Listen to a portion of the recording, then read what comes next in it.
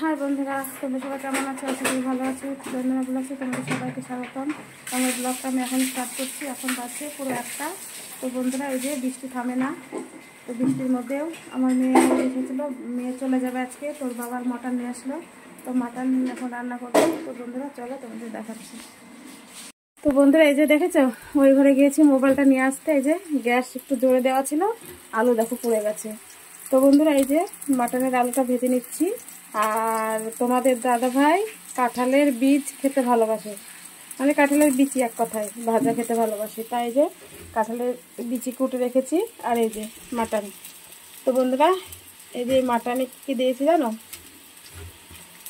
পেঁয়াজ কুচি দিয়েছি, আদা বাটা, রসুন বাটা, লঙ্কার গুঁড়ো, লঙ্কা বাটা, ধনে গুঁড়ো, তারপরে লঙ্কার গুঁড়ো দিয়েছি, আবার জিরা দিয়েছি। তো এটা মাখানো তোমাদের দেখানো হয়নি বন্ধুরা, শেয়ার করা হয়নি। একটু টক দই আছে, যে এই যে আধা ঘন্টা এটাকে একেবারে মেখে এই যে রেখে দিয়েছিলাম, ম্যারিনেট করে রেখে দিয়েছিলাম। তো এই যে আলুটা ভাজছি, আলুটা ভাজা হয়ে গেলে মাংসটা দিয়ে দেব। তো মাংসটা কষিয়ে কষিয়ে তার আগে এই যে কটা পেঁয়াজ কুচি আর রসুন কুচি রেখেছি, এটা ভাজবো। আর কিছু মশলা এই যে এর মধ্যে রেখে দিয়েছি, মানে অল্প একটু মশলা আছে এর মধ্যে রেখে দিয়েছি। এইটাকে দিয়ে একটু ভেজে তারপরে মাটনটা দিব, দিয়ে কষাবো। তো বন্ধুরা তোমাদের দেখাচ্ছি।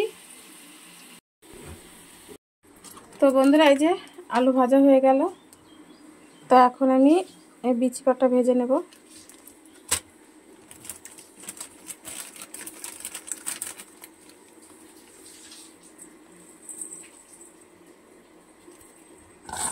লবণ আর হলুদ দিয়ে দিলাম। বন্ধুরা, তোমাদের কাঁঠালের বীজ কে কে ভাজা খেতে ভালোবাসো প্লিজ আমাকে কমেন্টে জানিও। আমার তো খুবই ভালো লাগে, তোমার দাদা ভাইয়ের প্রিয়। ভালো লাগে না কাঁঠালের বীজ?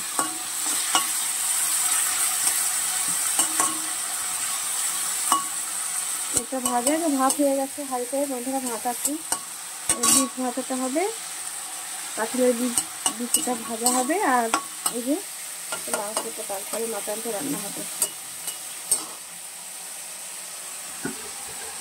আলুগুলো পুড়ে গেল বন্ধুরা।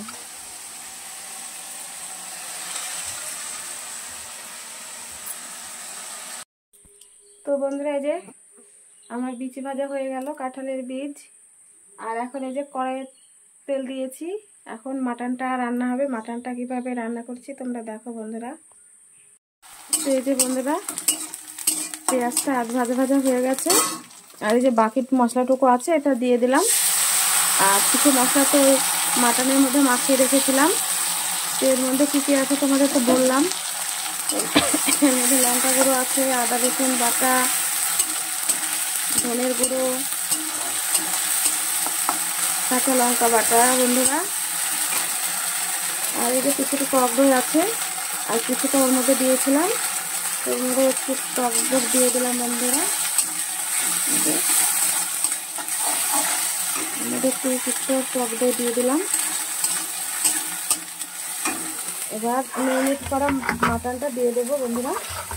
এই যে 1 ঘন্টা আগে এটাকে মাখিয়ে রেখে দিয়েছি। দেখেছো বন্ধুরা কতটা জল কেটে গেছে। এই একটু মশলাটা কষিয়ে নিই, হালকা একটু মশলাটা বন্ধুরা কষিয়ে নেবে, তাহলে ভালো লাগবে। এই মাটনটা দিয়ে দিলাম।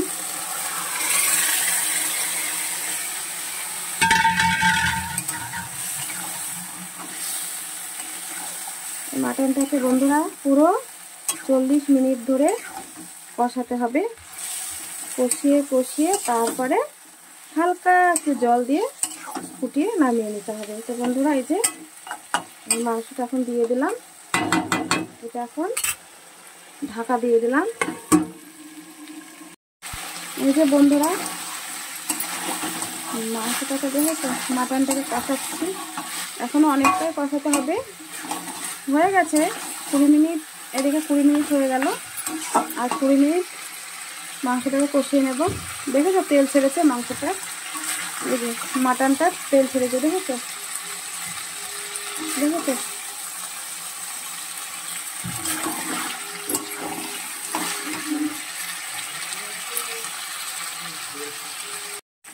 তো বন্ধুরা এই যে আমার মাটনটা কষানো হয়ে গেছে, আলু দিয়ে দিলাম। আলু দিয়ে আর একটু কষিয়ে নেব বন্ধুরা। দেখেছো, তেলগুলো বেরিয়েছিল, তেলগুলো আবার গামাখা হয়ে গেল, মাংসের সাথে মিশে গেল। এবং এই যে বন্ধুরা তখন জল দিয়ে দিলাম। এই যে আমার মাটন রান্না হয়ে গেছে, এখন নামিয়ে নেব। বেশি ঝোল রাখবো না, এখন এটাকে নামিয়ে নেব। তো এই যে বন্ধুরা আমি মাটনটা নামিয়ে নিলাম। এই যে এখনও ঝোল আছে, তো এটা বসে গেলে ঠিক হয়ে যাবে। তো কেমন হয়েছে বন্ধুরা তোমরা কমেন্টে জানিও।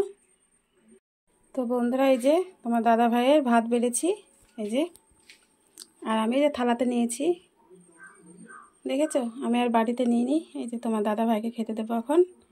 খাওয়া দাওয়া হলে তারপর তোমাদের সাথে কথা।